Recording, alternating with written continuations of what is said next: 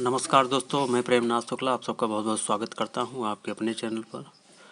दोस्तों, आज हम सीखेंगे 2021 से मोर का बहुत ही प्यारा, बहुत ही सुंदर सा चित्र बनाना। तो चलिए शुरू करते हैं। ये हो गया 2 और इसी के साइड में थोड़ा दूरी पे 0 और फिर 2 और फिर यहाँ पे 1। तो ये हो गया 2021 और इसी 2021 से हम मोर का बहुत ही प्यारा, बहुत ही सुंदर सा चित्र बनाएंगे। तो चलिए शुरू करते हैं।